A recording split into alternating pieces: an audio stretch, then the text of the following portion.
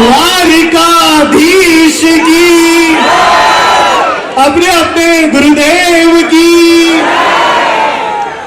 સુરતભાઈ,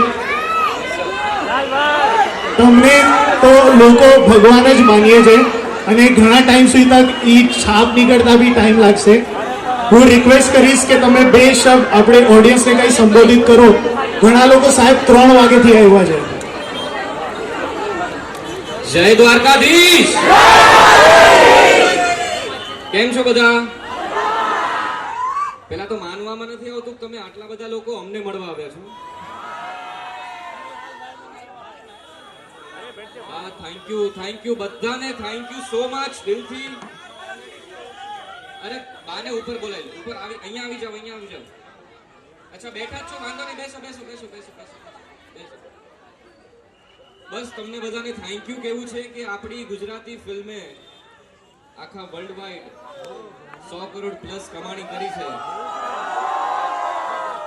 એટલે ગુજરાતી સિનેમા માટે આ ગુજરાતી સિનેમા માટે બહુ મોટી વાત છે. જોયા ને?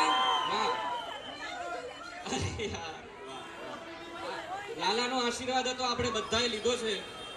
So thank you so much બધાને. આવી જ રીતે અબજી આપણે, અને હજી એક ગુડ ન્યૂઝ આપું છું કે આપણે લાલો હિન્દીમાં રિલીઝ કરી રહ્યા છીએ બહુ જ જલ્દી. તો જેટલો પ્રેમ તમે ગુજરાતી લાલાને આપ્યો એવી જ રીતે હિન્દી ભાષામાં જ્યારે રિલીઝ થાય, તમારા ફ્રેન્ડ્સ જે મુંબઈમાં હોય, હિન્દી બોલતા હોય, પ્લીઝ એમને મોકલજો લાલો જોવા. કારણ કે આ લાલાની વાણી જેટલા વધારે લોકો સુધી આપણે પહોંચાડી શકીએ એટલી મોટી વાત છે. અને આપણે બધાએ ભેગા મળીને કરવાનું છે.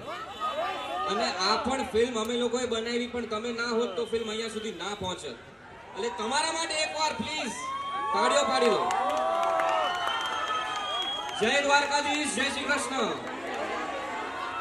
સુરતભાઈ, જ્યારે તમે લોકો અહીંયા આવવાનું કહ્યું કે કૃષ્ણ ભગવાન જે હતા એના પાસે તો કરતુમ શક્તિ હતી કે એ જે પ્રોબ્લેમ હતી એને જ હટાવી નાખે, પણ એમને એમ ન કર્યું અને એમને ખાલી રાહ દેખાડી. એના પાછળનું કારણ શું છે?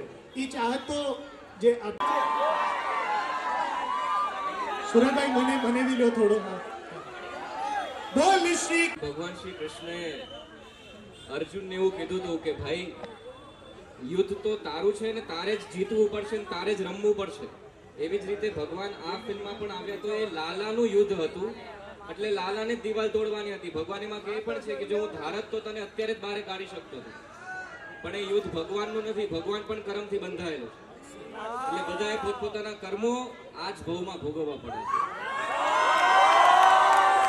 એટલે સારા કર્મો કરવાના છે, લોકો માટે સારું વિચારવાનું છે, આપણાથી જેટલું બને એટલું લોકોને મદદ કરવાની છે.